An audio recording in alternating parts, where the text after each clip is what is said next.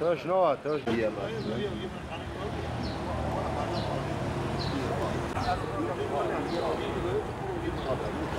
Terörle bazı da bakayım.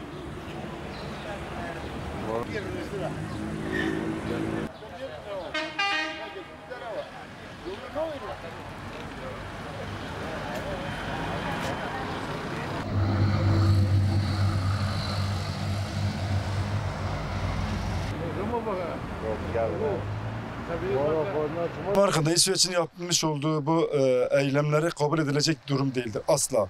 Ve bunu kesinlikle ferdi olarak yapıldığında kabul etmiyoruz. Bunun mutlaka yetkililerin haberi vardır ve yetkililer orada güvenlik güçleriyle koruyarak, güvenlikleri sağlayarak yapılan bir eylemdir. Ve dünya Müslümanları buna sessiz kalır. Eğer dünya Müslümanların eşlerine, çocuklarına veya şahıslarına hakaret edilmiş olsaydı bu şekil duracaklar mıydı? Asla. En azından hiç değilse gidip İsveç konsolosunun önünde bir protesto eylemleri düzenledi. Ama ne hikmetse kutsalımız olan Kur'an-ı Kerim'e hakaret ediliyor ve Müslümanlar bu konuda sesini hiç çıkarmıyorlar. Ve İsveç'i NATO'ya almayacaklarını söylediler. Biz de bunun için çok sevindik. En azından bir yaptırım gücü de olur dedik. Fakat maalesef bunda da geri adım attılar. Türkiye olarak dünya Müslümanlara örnek olmamız için İsveç'e mutlaka veto hakkımızı kullanmalıyız. NATO'ya almamalıyız. Kesinlikle almamalıyız. Çünkü bizim öyle bir NATO'da öyle bir gücümüz var. O gücümüzü kullanmamız gerekiyor ve dünya Müslümanlara da bir cesaret olur en azından. İslam birlik değil. Biz Müslümanlar tabii ya bir yanlış yapıyoruz. Ben onu ellerimle boğarım ya ellerimle. Benim inançlarıma saygı duymayan insan kim olursa olsun. Ben önce kutsallarıma kendim sahip çıkacağım ki onlar da bana sahip çıksın. Ben onlara örnek olmalıyım. Onlar bana örnek değil. Ben onlara örnek değilim. Onlar bana örnek olsun. Hesabıyla gidiyoruz. Biz onlara örnek olalım. Biz dürüst olalım, düzgün olalım.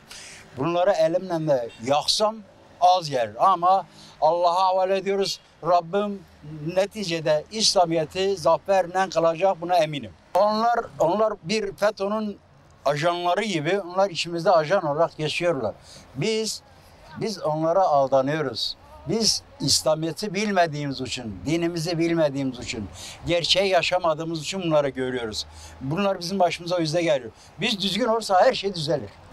Müslümanlar olarak tarumar oluşumuz, lime lime oluşumuz, birbirimize samimi olmayışımız, bizim ittihat etmeyişimiz, bizim birlik olmayışımız, kıytırık 3-5 tane cinsi bozuk, ırkı bozuk, inancı bozuk, adam yerine koyulmayacak insan sıfatındaki vahşilerin her türlü hakaretine maruz kalmamıza sebep oluyor.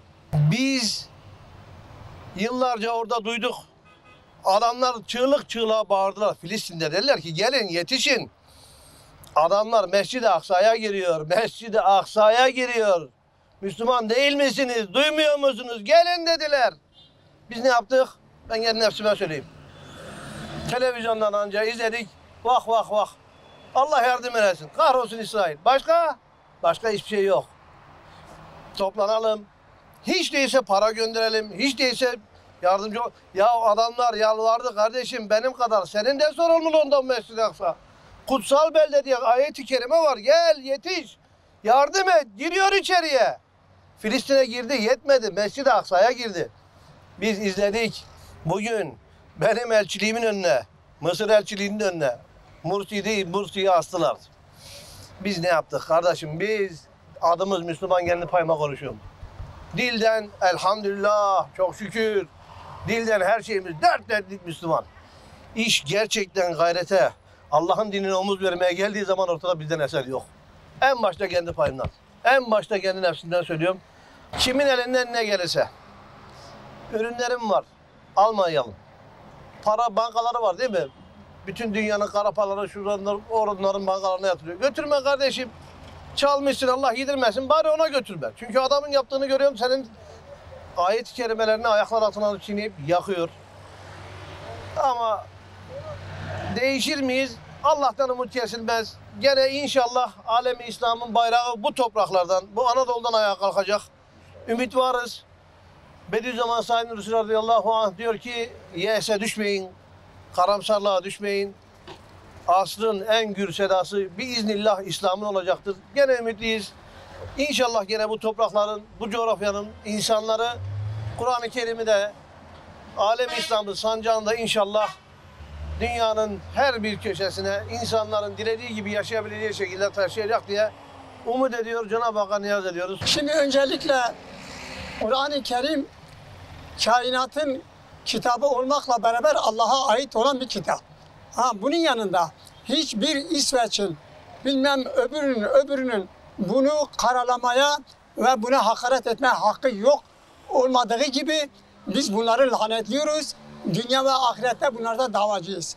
Bütün Müslümanlara da örnek şey olsun, sözüm olsun, uyumayın. Siz Allah için varsanız bugün bu hakarete karşı direnin ve tepkinizi yapınız. İslam ülkeleri de uyumasın, uyanın. Yarın, bugün uyanmazsanız yarın Allah sizi uyandırır, sizi cehennemine atar. Onun için uyanın, bugünden yarın cehenneme girmemek için kendinize gelin. Yeter, dünyanın ahir zamanın sonuna doğru geliyoruz. Buna da artık göz yummayın, yeter. Yani Müslümanlar bu şekilde uyurken şey yaparken ne yapılacak yani? Bir tepki gösterme lazım, şey yapmalar lazım yani. Biz bu şekilde yani kafirlere karşı susarsak akıbetimiz ne olacak? Birlik beraberlik olması yani topyekün hareket etmeleri lazım yani bu şeye karşı yani. Yani biz buna tepki göstermedikçe bunların üstüne daha fazlasıyla gelecekler yani. İsveç'in kesinlikle alınmaması lazım yani. Mesela şu şartları yerine getireceğiz diyorlar ama aldatıyorlar yani.